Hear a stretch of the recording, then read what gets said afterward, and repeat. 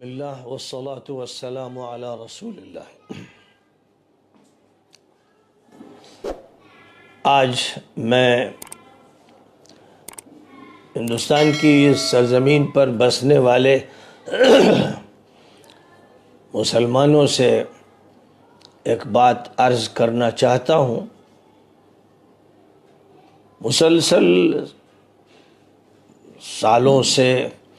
کسی نہ کسی عنوان سے وہ بات میں عرض کرتا رہا ہوں، لیکن آج ایک خاص سیاق و سباق میں مجھے وہ بات عرض کرنی ہے۔ مجھے مسلمانوں سے یہ بات کہنی ہے، اپنے کو بھی یاد دلانا ہے اور ان کو بھی یاد دلانا ہے کہ ہم جس دین حنیف کے ماننے والے ہیں وہ اللہ سبحانہ و تعالی کا اول و آخر دین ہے۔ وہی دین ہے جس کو حضرت سیدنا آدم علیہ السلام لے کر تشریف لائے۔ انسانی زندگی کا آغاز اسی دین کے ساتھ ہوا، اور وہی دین ہے جس کی تبلیغ تمام انبیاء اور تمام پیغمبروں نے کی۔ کوئی ایک پیغمبر بھی نہیں ہے جو اس سے مستثنیٰ ہو۔ قرآن میں یہ بات بتا دی گئی کہ اس کو الاسلام کہا جاتا ہے۔ ان الدین عند اللہ الاسلام، دین اللہ کے نزدیک الاسلام ہے، اور الاسلام کا مطلب اللہ کی مکمل اطاعت، اپنے کو اللہ کے حوالے کر دینا، خود سپردگی، اللہ کے لیے خود سپردگی، حوالگی، اسے اسلام کہتے ہیں۔ یہ کسی قومیت کا نام نہیں ہے، علاقائیت کا نام نہیں ہے، لسانیت کا نام نہیں ہے، نسلیت کا نام نہیں ہے۔ اس کا تعلق براہ راست اس کائنات کے خالق سے ہے، مالک سے ہے، پروردگار سے ہے، حکمران سے ہے۔ وہ اللہ وحدہ لا شریک لہ ہے۔ نوح علیہ السلام مسلم تھے، ابراہیم علیہ السلام مسلم تھے، موسیٰ علیہ السلام مسلم تھے، عیسیٰ علیہ السلام مسلم تھے۔ آخری نبی حضرت محمد مصطفیٰ صلی اللہ علیہ وسلم اسلام کی تکمیل کے لیے تشریف لائے تھے، اور جب آپ نے 23 سال کی مدت میں اسلام کی تکمیل کا کام انجام دے دیا تو اللہ تعالیٰ کی طرف سے یہ فرمایا گیا تھا کہ الیوم اکملت لکم دینکم، آج میں نے تمہارے دین کو تمہارے لیے مکمل کر دیا۔ سن 10 ہجری میں نبی صلی اللہ علیہ وسلم نے اپنے حج کے موقع پر عرفات کے میدان میں تقریر کرتے ہوئے اس آیت کریمہ کا اعلان فرمایا تھا، اور یہ بات نبی صلی اللہ علیہ وسلم سے کہہ دی گئی تھی کہ وَمَا أَرْسَلْنَاكَ إِلَّا كَافَّةً لِلنَّاسِ بَشِيرًا وَنَذِيرًا، اے نبی ہم نے آپ کو تمام انسانوں کے لیے بشیر و نذیر بنایا ہے۔ آپ دعوت دیں، آپ حق بات کہیں، آپ اس دین کا تعارف کرائیں، جو مانے اس کو خوشخبری دیں، جو نہیں مانتا اس کو آگاہ کر دیں، خبردار کر دیں کہ وہ اللہ کے عذاب میں پکڑا جائے گا، اس کی گرفت ہوگی۔ وَمَا أَرْسَلْنَاكَ إِلَّا رَحْمَةً لِلْعَالَمِينَ، ہم نے آپ کو تمام جہانوں کے لیے رحمت بنا کر بھیجا ہے۔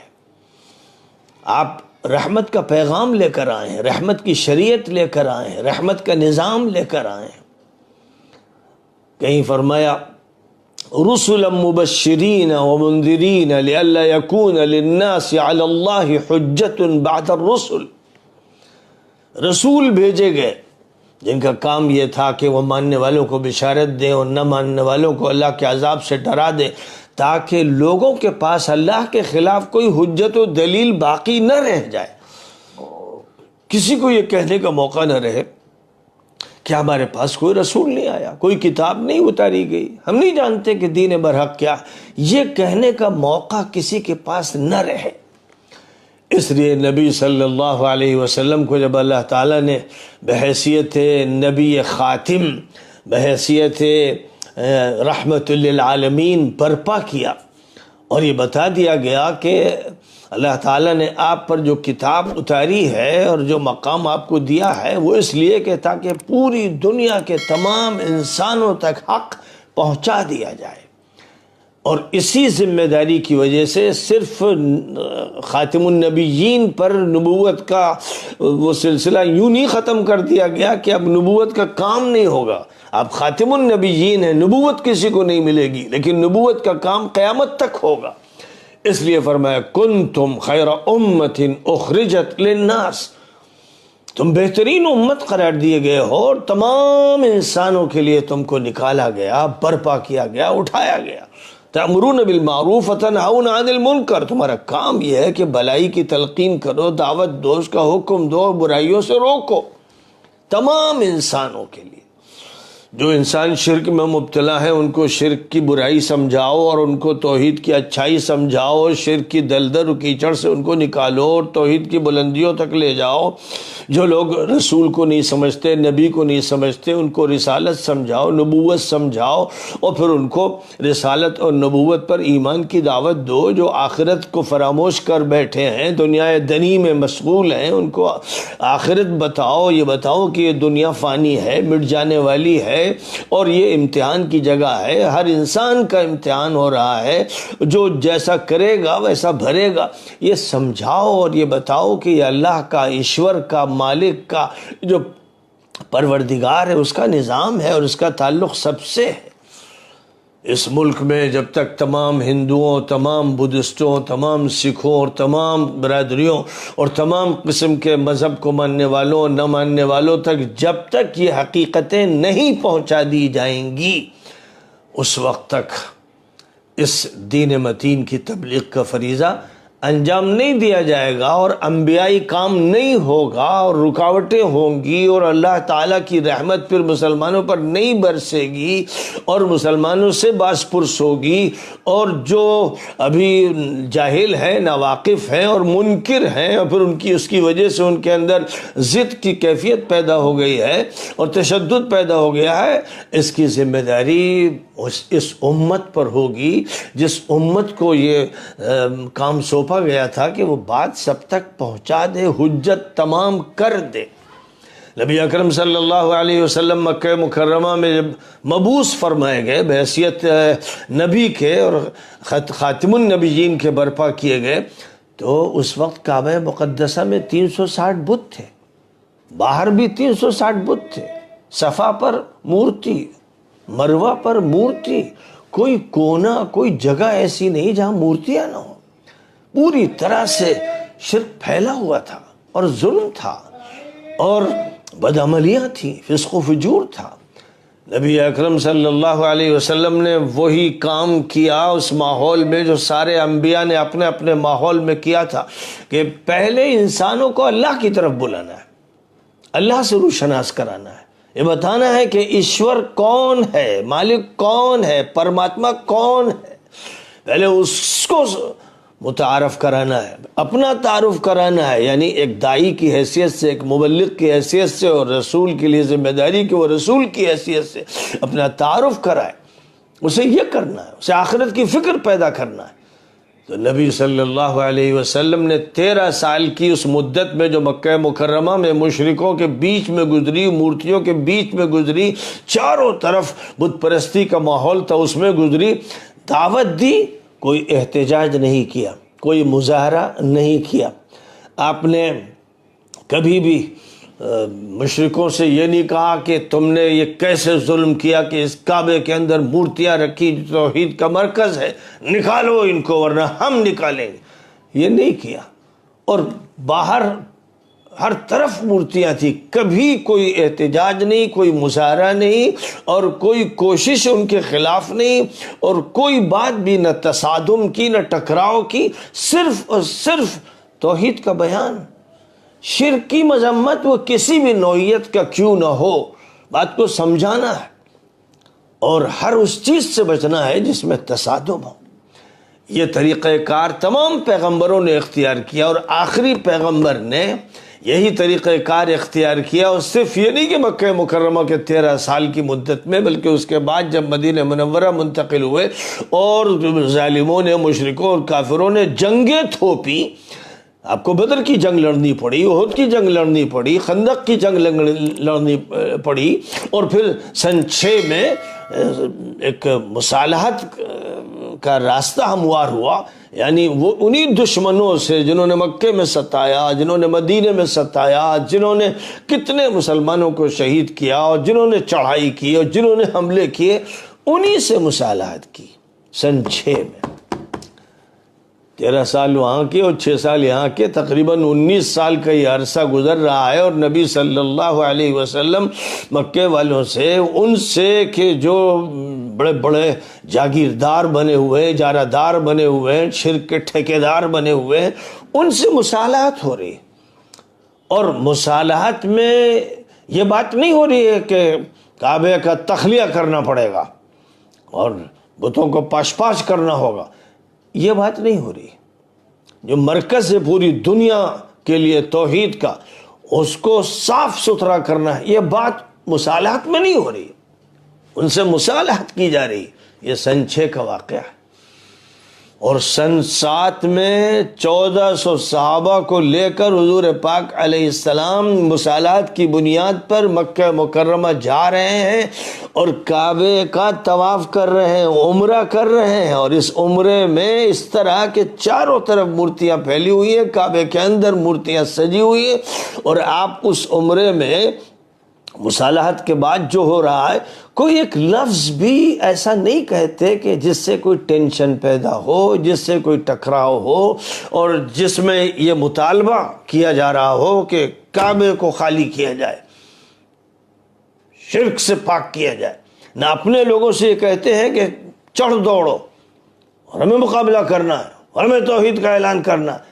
آپ صرف اپنا عمرہ کرتے ہیں، یعنی طواف کرتے ہیں اور سعی کرتے ہیں، جب سعی کرتے ہیں تو صفا پر بھی ایک زبردست مورتی ہے، اور مروہ پر بھی ایک زبردست مورتی ہے۔ بعض لوگوں کو جھجک بھی ہو رہی ہے کہ ان کے بیچ میں ہم کو سعی کرنی ہے، لیکن قرآن یہ سمجھا رہا ہے کہ نہیں، آپ کا کام سعی کرنا ہے۔ قرآن بھی یہ نہیں کہہ رہا ہے کہ ایک ریلے میں آگے بڑھو مورتیاں توڑ دو، یہ نہیں کہہ رہا۔ قرآن بھی یہی سمجھا رہا ہے، کفو ایدیکم واقیموا الصلاۃ۔ مکی دور میں تو وہ یہ باقاعدہ حکم دیتا رہا، مدنی دور میں بھی جب یہ مرحلہ آیا تو وہاں پر بھی حکم یہی ہے نبی پاک علیہ الصلاۃ والسلام کا کہ ہمیں چھیڑ چھاڑ نہیں کرنی ہے، اپنا کام کرنا ہے۔ اللہ تعالیٰ ملک ہمارے ہاتھ میں دے دے گا تو پھر اس توحید کو نافذ کرنا ہے، لیکن بے وقت کی شہنائی نہیں بجانی ہے۔ اور پھر کعبہ مقدسہ کی دیواروں پر حضرت ابراہیم اور حضرت اسماعیل کے فوٹو بنے ہوئے تھے۔ جب اللہ نے موقع دیا کہ شرک کی نجاستوں کو پاک کیا جائے تو آپ نے وہ سب چیزیں بھی ہٹا دیں، لیکن اس سے پہلے کبھی ایسا نہیں ہوا کہ کوئی کوشش کی گئی ہو۔ اور جو تصویر بھی انہوں نے بنا دی تھی کہ وہ پانسے بازی کر رہے ہیں، یہ بھی منظر تھا۔ تو ظاہر ہے کہ جب دین میں تحریف ہوتی ہے اور کتابیں بھی تبدیل ہو جاتی ہیں اور حق باقی نہیں رہتا ہے، تو جو شخصیتیں ہوتی ہیں جنہوں نے اصلاح کا کام کیا ہوتا ہے، جو اپنے وقت کے نبی ہوتے ہیں، ان کی تصویریں بگاڑ دی جاتی ہیں، ان کی پہچان ختم ہو جاتی ہے، اور اس کے نتیجے میں پھر بات کچھ کی کچھ ہوتی ہے۔ لیکن قرآن پاک میں حضرت ابراہیم کا مقام، حضرت اسماعیل کا مقام اور پیغمبروں کا مقام ذکر کیا جاتا رہا، اور یہ بتایا جاتا رہا کہ وہ کس مقصد کے لیے برپا کیے گئے، ان کو نبی بنایا گیا، اور انہوں نے کیا کام کیا، ان کے کام کی بڑی تفصیلات قرآن پاک کی صورتوں میں بیان کی گئی، جہاں انبیاء کرام کے واقعات ہیں، ان کے خطابات ہیں، اور انہوں نے اپنی قوموں سے جو کچھ بھی ارشاد فرمایا اور جواب جو کچھ ملا، پھر اس جواب پر جو ان کا جواب تھا، اس کو بیان کیا ہے۔ قرآن پاک نے پوری تاریخ انسانی کا نچوڑ پیش کر دیا ہے۔ میں جب یہ دیکھ رہا تھا کہ 22 جنوری کو ایودھیا کی سرزمین پر جو ایک عظیم الشان تقریب منائی جانے والی ہے، جس کا اعلان تھا اور جس کے لیے بڑے اہتمام تھے اور بڑی تیاریاں تھیں، ظاہر ہے کہ جہاں تک رام کی شخصیت کا تعلق ہے پورا ملک ان کو مانتا ہے اور دور دور تک ان کی شہرت پہنچی ہے، ان کی عظمت کے سب قائل ہیں، اور جب ان کی عظمت کو مانتے ہیں، وہ اپنے وقت کے نبی تھے کہ نہیں ہم قطعی طور پر کوئی بات نہیں کر سکتے، لیکن وہ ایک عظیم ترین شخصیت کے مالک تھے، ان کو جس طرح پیش کرنا چاہیے افسوس ہے کہ اس طرح نہیں پیش کیا جا سکا، اگر اپنی صحیح شکل میں ان کو پیش کیا جاتا اور ان کی جو عبادت تھی اور ان کا جو عمل تھا اور ان کے جو اخلاق تھے وہ صحیح شکل میں سامنے لائے جاتے تو کوئی بھی انکار نہ کرتا اور کسی کے اندر بھی عناد والی کیفیت نہ پیدا ہوتی، اور سب سے پہلے مسلمان ان کی شخصیت کا اعتراف کرتے اس حیثیت سے کہ وہ ایک بڑے مصلح تھے اور ایک بہت ہی بلند اخلاق کے انسان تھے، اور انہوں نے جو نظام برپا کیا بڑی ریاضتوں اور مجاہدات کے بعد، وہ نظام منصفانہ تھا، وہ عادلانہ تھا، وہ اچھے سماج کو وجود میں لانے کے لیے تھا، انہوں نے کسی پر ظلم نہیں کیا اور نہ وہ کسی ظلم کے لیے تیار تھے، وہ جس نظام کو برپا کر رہے تھے جس کا حوالہ آج رام راج کے نام سے دیا جاتا ہے، وہ ایسا نظام تھا کہ اگر اسے واقعتاً برپا کر دیا جائے، وہ نظام یہاں ہندوستان میں نافذ کر دیا جائے تو ہر طرف انصاف ہوگا، انسانیت ہوگی، اچھے اخلاق ہوں گے، نہ فسق و فجور ہوگا، نہ شراب پی جائے گی، نہ جوئے کھیلے جائیں گے، نہ بدماشیاں کی جائیں گی، نہ کسی پر بھی زیادتی ہوگی، یہ نظام برپا ہوگا جس کو مانتے ہیں، جس کو کتابوں میں ذکر کیا گیا ہے۔ اور بڑی بات یہ ہے کہ ہندوستان کے میں کہہ سکتا ہوں سب سے بڑے شاعر، اسلامی شاعر، وہ شاعر کہ جس نے اسلامی نظام کو سمجھایا، اسلامی قدروں کو بتایا اور اسلامی حقائق کو روشن طور پر پیش کیا، اور جس کو اللہ تعالیٰ نے بڑی قبولیت عطا فرمائی، اس نے رام جی کے بارے میں کیا کہا ہے؟ یعنی مسلمانوں کو چاہیے، خاص طور پر جو پڑھے لکھے ہیں، مدارس کے طلباء ہیں، اساتذہ ہیں، اور جو بھی اسلامی فکر کو جانتے ہیں اور تاریخ سے واقفیت رکھتے ہیں یا واقفیت رکھنا چاہتے ہیں، ان کو یہ چاہیے کہ وہ ایسی چیزوں کا مطالعہ کرتے رہیں کہ جن سے صحیح رہنمائی ملتی ہے اور شخصیات کو سمجھنے کا موقع ملتا ہے۔ رام کے عنوان سے ڈاکٹر اقبال نے، علامہ اقبال نے، شاعر اسلام نے کیا اشعار کہے ہیں، میں اس سے پہلے بھی بعض نشستوں میں پیش کر چکا ہوں، لیکن آج پھر پیش کرتا ہوں۔ لبریز ہے شراب حقیقت سے جام ہند، سب فلسفی ہے خطے مغرب کے رام ہند، یہ ہندیوں کے فکر فلک رس کا ہے اثر، رفعت میں آسمان سے بھی اونچا ہے بام ہند، اس دیس میں ہوئے ہیں ہزاروں ملک سرشت، مشہور جن کے دم سے ہے دنیا میں نام ہند، ہے رام کے وجود پہ ہندوستاں کو ناز، اہل نظر سمجھتے ہیں اس کو امام ہند۔ ڈاکٹر اقبال کا یہ کہنا ہے کہ ہندوستان کو رام کے وجود پر ناز بھی ہے، اور جو نظر رکھتے ہیں، بصیرت رکھتے ہیں، سمجھ رکھتے ہیں، وہ رام کو امام ہند مانتے ہیں۔ اعجاز اس چراغ ہدایت کا ہے یہی، اعجاز اس چراغ ہدایت کا ہے یہی، روشن تر سحر ہے زمانے میں شام ہند، تلوار کا دھنی تھا، شجاعت میں فرد تھا، پاکیزگی میں جوش محبت میں فرد تھا۔ چراغ ہدایت بھی علامہ اقبال نے رام کو کہا ہے،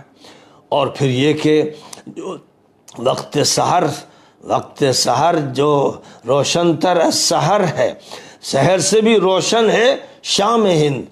رام کے وجود سے، اور پھر یہ کہ وہ بڑے بہادر تھے، تلوار کے دھنی تھے اور شجاعت میں فرد تھے، اور صرف شجاعت کے میدان کے آدمی نہیں تھے، پاکیزگی میں، نیکی میں، اخلاق میں اور شرافت میں وہ منفرد تھے، اور جوش محبت میں فرد تھے۔ ان کے یہاں نفرت نہیں تھی، ان کے یہاں کسی پر ظلم نہیں تھا، اس لیے جو رام کا نام لیتے ہیں اور ظلم کرتے ہیں وہ سب بدماش اور خبیث اور مجرم اور کافر لوگ ہیں کہ وہ رام سے اپنی نسبت ظاہر کرتے ہیں اور ظلم کرتے ہیں اور زیادتی کرتے ہیں اور لوٹتے ہیں اور مارتے ہیں اور کمزوروں پر چڑھائی کرتے ہیں. یہ رام کو ماننے والے نہیں ہیں، یہ راون کے ماننے والے ہو سکتے ہیں. تو بہرحال رام کی یہ خصوصیات ہیں. مسلمانوں کو یہ چاہیے تھا کہ جو بھی عظیم شخصیات گزری ہیں ان شخصیات کی عظمتوں کا، رفتوں کا تذکرہ کر کے بات کی جائے، اور بات کی جائے محکوموں سے بھی اور حاکموں سے بھی، بڑوں سے بھی اور چھوٹوں سے بھی، قریبوں سے بھی اور دوروں سے بھی. کوئی بھی ہندو ایسا باقی نہ رہے، کوئی بدھسٹ نہ رہے، کوئی بھی فرد ایسا باقی نہ رہے سرزمین ہند پر جس تک یہ بات نہ پہنچ جائے کہ ایشور اصل ہے. رام ان کی پوجا کرتے تھے، رام نے ان سے سب کو جوڑا، رام نے انسانیت کا درس دیا. رام بڑے بلند اخلاق کے تھے، رام انصاف کو نہ صرف مانتے تھے بلکہ انصاف کا نظام برپا کرنے والے تھے. یہ بات اگر مشترک طور پر مسلمان بھی ہندوؤں سے کرتے اور اس تعارف کے ساتھ ساتھ ان کو یہ سمجھاتے کہ ایشور ایک ہے، اللہ ایک ہے، لارڈ ایک ہے، ہم سب اسی کے پیدا کردہ، اسی کی مخلوق ہے، وہی ہماری پرورش کرتا ہے، موت اس کے ہاتھ میں ہے، زندگی اس کے ہاتھ میں ہے. یہ حقیقت اگر کہی جاتی، یہ بات چلائی جاتی تو صورتحال کچھ اور ہوتی. مجھے بڑا تعجب ہوا، بڑی حیرت ہوئی. ایک طرف ہمارے ایک بڑے ہیں، بزرگ ہیں، جن سے سوالات کیے گئے 22 جنوری کے پس منظر میں اور پیش منظر میں، تو اس وقت سارا مسئلہ بابری مسجد کا ذہنوں پر طاری رہا، اور یہ کہ بابری مسجد کا جہاں تک تعلق ہے اس کے ساتھ جو ظلم کیا گیا، جو زیادتی کی گئی، اس میں ہمارے بڑوں کا یہ کہنا ہے اطمینان کے ساتھ کہ ہم تو مقدمہ جیت گئے، کیونکہ ہندوستان کی سپریم کورٹ نے جو فیصلہ کیا اس میں یہ بات صراحت کے ساتھ درج کی کہ یہ مسجد کسی مندر کو توڑ کر نہیں بنائی گئی. اس مندر کو جنہوں نے توڑا انہوں نے پاپ کیا، جرم کیا. جنہوں نے چھپ کر اس میں مورتیاں رکھی انہوں نے زیادتی کی. لیکن حالات ایسے ہیں کہ ہم آستھا کی بنیاد پر، عقیدت کی بنیاد پر اور خاص صورتحال کو سامنے رکھتے ہوئے یہ جگہ ہندوؤں کے حوالے کر رہے ہیں کہ ان کا یہ کہنا ہے کہ یہ رام کی پیدائش کی جگہ ہے، اور انہوں نے ظاہر ہے کہ مسجد شہید بھی کر دی ہے. ایک زمانہ گزر گیا، 1992 میں یہ عمل کیا گیا، تو اس کا مطلب یہ ہوا کہ 30 سال سے زیادہ وقت گزر چکا اس پر، اور 1949 میں مورتیاں رکھ دی گئی، اسی وقت سے مندر بنا دیا گیا. تو یہ سب کچھ ہوا. اب ہمیں جو بات کرنی چاہیے تھی پہلے دن سے وہ یہ کہ ہم انبیاء کرام کی دعوت پوری قوم کے سامنے پیش کرتے، پوری خلوص کے ساتھ پیش کرتے، پوری قوت کے ساتھ پیش کرتے، توحید اور رسالت اور آخرت کے حقائق سمجھاتے، اور یہ کہتے رام بہت بڑی شخصیت تھے، بڑے بزرگ تھے، بہت ہی بلند اخلاق تھے، بڑے پاکیزہ انسان تھے، اور وہ ظلم سے نفرت کرتے تھے اور محبت کے انسان تھے. ہم یہ بات کہتے اور یہ کہتے کہ ہمیں چاہیے کہ جو صحیح تعلیمات ہیں بڑوں کی، بزرگوں کی، جو تعلیمات بدھ کی ہیں، بدھ کی جو تعلیمات ہیں اور جو رام کی تعلیمات ہیں اور گرو نانک کی جو تعلیمات ہیں اور جو بڑے گزرے ہیں اس سرزمین پر ان کی جو تعلیمات ہیں، ہمیں ان تعلیمات کو اپنانا چاہیے، ہمیں ان اخلاق کو اپنانا چاہیے، اس انسانیت کو اپنانا چاہیے جس کی تعلیم اسی سرزمین پر دی گئی. اور ظاہر ہے کہ جس آخری نبی کی پیشین گوئیاں ویدوں میں کی گئیں، گیتا میں کی گئی کہ کل کی اوتار وجود میں آئیں گے، اس جگہ پر کہ جو امن کی اور سلامتی کی جگہ ہوگی مراد مکہ مکرمہ ہے، اور وہ آخری نبی حضرت محمد مصطفیٰ صلی اللہ علیہ وسلم ہے. تمام پچھلی شخصیتوں کو مانتے ہوئے آخری شخصیت پر ایمان لانے کی دعوت اگر خلوص کے ساتھ دی جاتی تو حالات بہت بدلتے. لیکن ایک طرف صرف توجہ اس پر کہ ایک مسجد بنائی گئی تھی یا وہ کن حالات میں بنائی گئی، اس پر کیا جھگڑے چلے، تو یہ کہا گیا کہ ہم نے مقدمہ جیت لیا، کیونکہ کورٹ نے یہ کہا کہ کسی مندر کو توڑ کر یہ مسجد نہیں بنائی گئی تھی، لہذا جو الزام تراشی کی گئی وہ سب غلط تھی. تو اس پر گویا اطمینان کا اظہار کیا گیا، اور اس کے بعد جو فیصلہ ہوا وہ ایک معذرت خواہانہ فیصلہ تھا، یعنی کورٹ گویا خود یہ بات کہہ رہا تھا کہ ہماری مجبوری ہے، ان حالات میں ہم عقیدت کی بنیاد پر یہ فیصلہ کر رہے ہیں۔ دوسری طرف کچھ علماء کرام نے یہ ہدایت دی، لوگ اپنے گھروں میں رہیں، کچھ نے کہا کہ بھائی اللہ اکبر کے نعرے لگائیں، کچھ نے کہا کہ سورہ مزمل پڑھیں، کسی نے کہا کہ سورہ نوح پڑھیں، وظیفے بتائے گئے۔ یعنی حالات سنگین ہو تو وظیفوں کی باتیں کی گئیں۔ میں حیران ہوں، قرآن پاک میں کہیں اس کا حکم نہیں، احادیث میں کہیں اس کا حکم نہیں، رسول صلی اللہ علیہ وسلم کی سیرت میں کہیں اس کا حکم نہیں ہے کہ آپ نے مکہ مکرمہ میں بلال سے کہا ہو، عمار سے کہا ہو، یاسر سے کہا ہو، سمیہ سے کہا ہو، یہ تو وہ تھے جن پر سخت ترین عذاب ہو رہا تھا، یہ کہا ہو کہ تم یہ سورہ پڑھا کرو، تم یہ سورہ پڑھا کرو۔ یعنی سورہ کو بتایا گیا ہو اس لیے کہ عذاب ٹل جائے، اس لیے سورہ بتائی گئی ہو، کوئی آیت، کوئی ورد، کوئی ذکر بتایا گیا ہو، حضور نے اپنے صحابہ کو بتایا ہو کہ تم اس کا اہتمام کرو تاکہ اس کے نتیجے میں تمہاری حفاظت ہو جائے، پھر تمہیں کوئی سزا نہ ملے، پھر تمہیں کوئی نہ ستائے۔ آپ تو بجائے اس کے کہ یہ وظیفہ بتائیں، جب گزر رہے ہیں اور دیکھ رہے ہیں کہ عمار و یاسر پر، سمیہ پر ظلم ہو رہا ہے، تو کہتے ہیں صبراً یا آل یاسر فإن موعدکم الجنہ، اے یاسر کے خاندان کے لوگوں صبر کرو، صبر کرو، تم سے انشاءاللہ جنت میں ملاقات ہوگی، یعنی اللہ تعالیٰ تمہیں جنت عطا فرمائے گا۔ یہ بات کہہ رہے ہیں۔ اور پوری مکی زندگی میں جو بھی حالات ہیں، ان حالات میں کہیں پر بھی سیرت کی کسی کتاب میں اس کا ذکر نہیں ملتا کہ آپ نے کوئی وظیفہ بتایا ہو یا کوئی سورہ بتائی ہو کہ اس کو تم لوگ پڑھ لیا کرو، یعنی مصیبت ٹالنے کے لیے کوئی سورہ بتائی گئی ہو۔ اور شیب ابی طالب میں جب محاصرہ کیا گیا اور کھانا پانی بند کر دیا گیا اور بائیکاٹ کیا گیا، تو اس موقع پر کچھ صورتیں بتائی ہوں آپ نے کہ یہ پڑھو تاکہ مقاطعہ ختم ہو جائے اور یہ سلسلہ بند ہو جائے۔ اس سے پہلے بتائی ہوں کہ اس کا اہتمام کرو کہ مقاطعہ اور محاصرہ نہ ہو۔ مجھے کہیں کوئی چیز ملی نہیں۔ سیرت کی بہت سی کتابیں پڑھی، مطالعہ کرتا رہتا ہوں، لیکن مجھے ایسی کوئی چیز نہیں ملی۔ پھر آگے بڑھیے، مدینہ منورہ پہنچ جائیے اور یہ معلوم ہو رہا ہے کہ ایک لشکر جرار مکے سے چلا آ رہا ہے اور مسلمانوں کو اس کا مقابلہ کرنا پڑے گا اور بدر کے رخ پر اب جانا بھی ہو رہا ہے، لیکن آپ مدینہ منورہ میں یا مدینہ منورہ سے بدر کی طرف جاتے ہوئے صحابہ سے یہ نہیں کہہ رہے فلاں سورہ پڑھو، فلاں ذکر کرو، فلاں ورد کا اہتمام کرو۔ اس کا اہتمام کرنے سے مصیبت ٹل جائے گی اور اللہ ان کافروں سے خود نمٹ لے گا، اور ابابیل کے لشکر بھیج دیے جائیں گے جس اللہ نے ابرہہ کو تباہ کیا، اس کے لشکر کو تباہ کیا، وہ ان مجرموں اور کافروں اور مشرکوں کے لشکر کو بھی تباہ کرے گا۔ اس لیے مدینہ منورہ میں اس وقت تم لوگوں کو چاہیے کہ سب مسجد نبوی میں آ جاؤ، اعتکاف کی نیت کر لو، سورہ یاسین کا ورد کرو اور فلاں فلاں صورتیں پڑھو۔ ہمیں باہر جانے کی ضرورت نہیں ہے، مقابلہ کرنا ہمارا کام نہیں ہے، اللہ نمٹ لے گا ان سے۔ احد کا موقع آیا جب 1000 صحابہ کو لے کر آپ مسجد نبوی میں مشورہ کر رہے تھے کہ مقابلہ کیسے کرنا ہے، تو اس وقت یہ نہیں فرمایا کہ آپ لوگ اس وقت اس ورد کا، اس ذکر کا اہتمام کریں، اس وقت آپ لوگ کلمہ پڑھیں، اس وقت آپ لوگ لا حول ولا قوت الا باللہ پڑھیں، مسجد میں رہیں، مسجد سے باہر نہ نکلیں، اللہ ان فوجوں سے نمٹ لے گا، انہیں تباہ کر دے گا، قادر مطلق ہے۔ اس لیے آپ مسجد میں بیٹھیں اور مسجد میں سورہ یاسین پڑھیں، سورہ رحمان پڑھیں، سورہ واقعہ پڑھیں، آپ سورہ مزمل پڑھیں، اس کو مسلسل پڑھیں، 30 مرتبہ 40 مرتبہ پڑھیں۔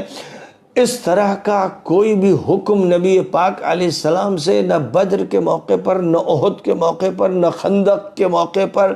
نہ کسی موقع پر، بلکہ وہاں تو جو کچھ بھی تفصیلات آپ کو ملیں گی کہ جب بھی کبھی کوئی مسئلہ آیا، کوئی بھی سنگین مسئلہ آیا، تو اس کے لیے تیاریوں کا حکم دیا گیا، نکلو، تیاریاں کرو۔ بدر کے لیے چلنا ہے تو جو ساز و سامان ہے اس کو لو اور نکلو. تبوک کے لیے نکلنا ہے 30,000 صحابہ کو آپ نے اکٹھا فرمایا اور جس کے پاس جو پیسہ ہے وہ لائے, ہتھیار ہے وہ لائے, یعنی انتظامات میں لگ گئے. کہیں یہ نہیں فرمایا کہ بھائی رومیوں سے لڑنے کے لیے ہمیں جانے کی ضرورت نہیں ہے, اللہ تعالیٰ ان رومیوں کا خاتمہ فرما دے گا. اور جب الف لام میم غلبت الروم فی ادنی الارض سورہ روم کی ابتدا میں رومیوں کی شکست کا تذکرہ فرمایا گیا جو ایرانیوں کے ذریعے ہوئی تھی, تو اللہ تعالیٰ انہیں شکست دے گا. شکست ان کا مقدر ہے, دوبارہ وہ شکست کھائیں گے, شکست پائیں گے. ہمارا کام یہ ہے کہ ہم مدینہ منورہ میں تمام مسجدوں میں اعتکاف کی نیت کر لیں اور بیٹھ جائیں اور سورتیں پڑھیں اور اذکار پڑھیں. کہیں بھی ایک روایت اس کی نہیں, بلکہ تیاریوں کا حکم ہے اور سب تیاریوں میں لگے ہیں. ابو بکر سارا اثاثہ لا رہے ہیں, عمر گھر کا نصف حصہ سامان لا رہے ہیں, عثمان بے دریغ خرچ کر رہے ہیں, اور جس سے جو کچھ بن پڑ رہا ہے وہ لا کر اکٹھا کر رہا ہے. تیاریاں ہو رہی ہیں اور ان تیاریوں کے ساتھ ایک لمبے سفر کا فیصلہ ہی نہیں ہو رہا, نکلا جا رہا ہے مشکل ترین سفر, وہ سفر کیا جا رہا ہے. یعنی جو بھی تیاری مقصود ہے, مدنی دور کی تیاریاں الگ ہیں, مکی دور کی تیاریاں الگ ہیں. تو مکہ مکرمہ میں ذوالمجنہ اور عکاظ وغیرہ جو بڑے بڑے بازار تھے جہاں میلے لگتے تھے, میلے بالکل ویسے جیسے اجودھیا میں میلہ لگا, ایک میلہ تھا. اس وقت نبی پاک علیہ السلام اس میلے میں پہنچ جاتے تھے اور جا کر اللہ کا تعارف, ایشور کا تعارف کراتے تھے. ایشور ایک ہے, ایشور ایک ہے, پرماتما ایک ہے. رام چندر جی اسی کی پوجا کرتے تھے, اسی کو مانتے تھے. تم نے جن کی مورتیاں بنا رکھی ہیں, ود ہو, سوا ہو, یغوث ہو, یعوق ہو, نصر ہو, یہ اللہ کے بندے تھے اور یہ اللہ کی عبادت کرنے والے تھے. تم نے ان کی مورتیاں بنا لی, خود ان کی پوجا کرنے لگے. انسان کی پوجا نہیں, جن کی پوجا نہیں, زمین کی نہیں, درخت کی نہیں, دریا کی نہیں, پوجا ایشور کی ہوگی. یہ بات کھل کر آپ میلوں میں کہتے تھے جہاں ہزاروں لوگ جمع ہوتے تھے, اور حج جس کو یاترا بنا رکھا تھا وہاں پر بھی بھیڑ ہوتی تھی. آپ مینا میں پہنچتے تھے اور بے خیموں میں جاتے تھے جہاں ہزار انسان ہوتے تھے, وہاں آپ جا کر یہی بات کہتے تھے. کوئی بات مقابلے کی نہیں, کوئی بات تصادم کی نہیں, کوئی بات ٹکراؤ کی نہیں. اللہ کا تعارف, نبی کا تعارف, آخرت کا تعارف, آخرت کی فکر پیدا کرنے کا کام, یہ نبی پاک علیہ السلام کا عمل تھا. اس عمل کو چھوڑ کر یہ کیا ہو گیا ہے؟ یہ بات کے دور کے بزرگوں نے جو اصل قرآن کی دعوت ہے, انبیاء کی دعوت ہے, اور قرآن میں جو کچھ حکم اعداد کا, تیاریوں کا دیا گیا ہے, کیونکہ وہ کر نہیں سکتے اور اس کی عادت ڈالی نہیں, اس کا مزاج بنایا نہیں کہ پورے ملک میں دعوت کا جال بچھا دیا جائے, ہر طرف بات کی جائے, ایشور کی بات کی جائے, ہر طرف رام کی بات کی جائے, ہر طرف اللہ کی بات کی جائے, مصلحین اور انبیاء کی بات کی جائے. وہ ماحول بنایا نہیں. اور جو بات ارشاد فرمائی گئی کہ ہم نے ہر پیغمبر کو جو زبان ملک میں تھی اسی زبان کے ذریعے دعوت و تبلیغ کا حکم دیا اور زبان کی مہارت اس کو عطا کی. وما ارسلنا من رسول الا بلسان قومه ليبين لهم, ہم نے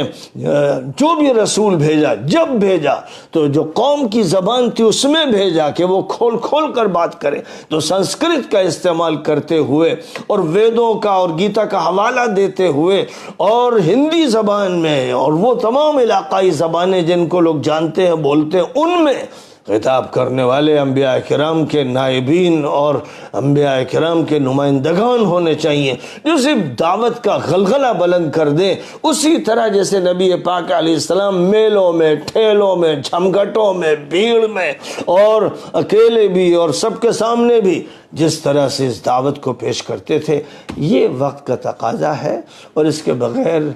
کوئی فتح نہیں ہوگی, کوئی نصرت نہیں ملے گی, کوئی غلبہ نہیں ہوگا. جس راستے پر چلایا جا رہا ہے وہ راستہ صحیح نہیں ہے. اس موقع پر میرا جی چاہتا ہے کہ بات ختم کرتے ہوئے میں نے ایک طرف علامہ اقبال کی بات سنائی، اب مولانا سید ابو الحسن علی حسنی ندوی رحمۃ اللہ علیہ کی کتاب ہے کاروان ایمان و عزیمت، جس میں حضرت سید احمد شہید رحمۃ اللہ علیہ کے خلفاء اور نائبین کا تعارف کرایا گیا ہے اور ان کا کام پیش کیا گیا ہے، جن میں سر فہرست حضرت مولانا اسماعیل شہید رحمۃ اللہ علیہ تھے۔ مولانا اسماعیل شہید نے جو تیاریاں کی تھیں بڑے معرکے کے لیے اور جو کام کیا تھا دعوت و تبلیغ کا، وہ ایسا مؤثر طاقتور کام تھا کہ جس کی مثالیں نہیں ملتی ہیں۔ میں مولانا کی کاروان ایمان و عزیمت صفحہ 24 سے ایک عبارت اس وقت بس پیش کر رہا ہوں تاکہ اندازہ ہو کہ کیا کیا کرنا پڑتا ہے اور اس میں نیا پن ہوتا ہے، اور بہت سے مولوی بھی ناراض ہو جاتے ہیں اور عوام کو بھی ناراض کرتے ہیں، لیکن حقیقت کیا ہے؟ شاہ صاحب نے دہلی میں واعظ کہنا شروع کیا، جامع شاہ جہانی سے لے کر فسق و فجور کے مرکزوں تک خدا کا پیغام پہنچایا، شریعت کے احکام سنائے، اپنی مخصوص و شہرۂ آفاق جرأت و شجاعت سے شرک و بدعت کا رد کیا، توحید و سنت کی منادی کی۔ چند ہی دنوں میں لال قلعے سے لے کر جھونپڑوں تک زبانوں پر آپ کا نام تھا، گھر گھر آپ کے مواعظ اور نئے عقائد، بین القوسین گھر گھر آپ کے مواعظ اور نئے عقائد کا چرچا تھا، کہیں بھلائی سے تو کہیں برائی سے، لیکن برائی سے زیادہ تر چرچا برائی کے ساتھ تھا۔ اکثر لوگوں کو یہ باتیں نہیں معلوم ہوئی، یہ کیا باتیں لے کر آئے۔ عورتیں اور دلی کے بڑے بوڑھے کہتے تھے یہ اسماعیل کون سا نیا عالم پیدا ہوا ہے جو روز نئی نئی باتیں کہتا ہے، جو آج تک دہلی کے عالموں اور ہمارے بزرگوں نے نہیں کہیں۔ چند ہی دنوں میں دہلی ایسے شہر میں جہاں آپ کے خاندان کا سکہ چل رہا تھا، آپ کے سینکڑوں مخالف پیدا ہو گئے۔ ہر وقت آپ کی جان کا خطرہ تھا۔ دنیا دار اور پیشہ ور علماء اور مشائخ نے اہل کتاب کے احبار و رہبان کی عادت کے مطابق، جیسا کہ قرآن میں ہے، یا ایھا الذین آمنوا ان کثیرا من الاحبار والرہبان لیأکلون اموال الناس بالباطل ویصدون عن سبیل اللہ۔ اے ایمان والو، بہت سے علماء اور مشائخ لوگوں کا مال ناحق کھاتے ہیں اور اللہ کے راستے سے روکتے ہیں، یعنی ان کا جو طریقہ کار ہے وہ نقصان دہ زیادہ ہے۔ بہرحال سارے شہر میں آپ کے خلاف آگ لگا دی، علماء اور مشائخ نے، خاص طور پر علماء نے، مجاوروں نے، سجادوں نے، اور جن کو جو لوگ مرید بناتے تھے ان کو یہی فکر ہوتی تھی کہ زیادہ زیادہ مرید ہو جائیں، ہمارے حلقے کے لوگ ہو جائیں، ان سب نے سارے شہر دہلی میں آپ کے خلاف یعنی مولانا اسماعیل کے خلاف آگ لگا دی،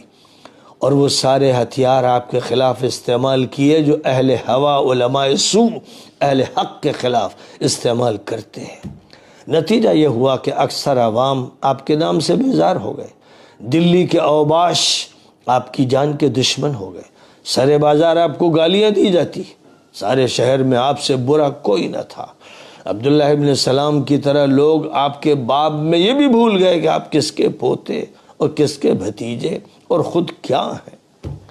آپ سے لوگ اس کی شکایت کرتے، مولانا اسماعیل شہید سے لوگ کہتے کہ دیکھیے ہر طرف آپ کی برائی ہو رہی ہے، لوگ آپ سے کٹ گئے ہیں، ہر طرف آپ کی مذمت ہو رہی ہے، لوگ شکایت کرتے، تو آپ فرماتے کہ بھائی ان کا قصور نہیں ہے، یہ ہمارے علماء کا قصور ہے کہ انہوں نے کیوں پہلے سے ہی واشگاف بیان نہیں کیا جس کے سننے سے اب ان کو وحشت ہوتی ہے۔ اگر علماء حق بیان کرتے، اگر علماء آیتوں کو نہ چھپاتے، حدیثوں کو نہ چھپاتے، اور جو حقائق ہیں توحید کے حقائق، رسالت کے حقائق اور نبی پاک علیہ السلام کے بیانات، آپ کی ہدایات اور آخرت کے بارے میں جو کچھ ہے، اگر وہ کھل کر بیان کرتے تو یہ نوبت نہ آتی، لیکن ان کو فکر تھی اپنے حلقوں کی، ان کی فکر تھی پیسوں کی، ان کو فکر تھی اپنی مرجعیت کی اور اپنی مشیخت کی، اس لیے انہوں نے مرید بنائے، دھوکہ دیا، جھوٹ بولا۔ تو بہرحال مولانا اسماعیل نے جو بات کہی کہ ان کا قصور نہیں، بیچارے عوام کا قصور نہیں، یہ ہمارے علماء کا قصور ہے کہ کیوں انہوں نے پہلے ہی سے واشگاف بیان نہیں کیا جس کے سننے سے اب ان کو وحشت ہوتی ہے۔ بس ہر دور میں جب بھی کوئی حق بات کہتا ہے اور صراحت کے ساتھ بیان کرتا ہے تو کتنے لوگ بل بلاتے ہیں، چیختے ہیں، چلاتے ہیں، اور وہ سب علماء سو کی گمراہیوں کا نتیجہ ہوتا ہے۔ اس ملت کے جو احبار اور رہبان ہیں، یہودیوں اور عیسائیوں کی ترجمانی کرنے والے جھوٹے مشائخ اور علماء، یہ ہے جو عوام کو گمراہ کرتے ہیں۔ یہ ایک بڑی حقیقت ہے، ہمیں اسے یاد کرنا چاہیے۔ میں نے اس لیے یہ عبارت پیش کر دی کہ معلوم ہو جائے کہ بڑی سے بڑی عظیم شخصیت کے ساتھ کیا کچھ کیا گیا ہے۔ وآخر دعوانا ان الحمدللہ رب العالمین۔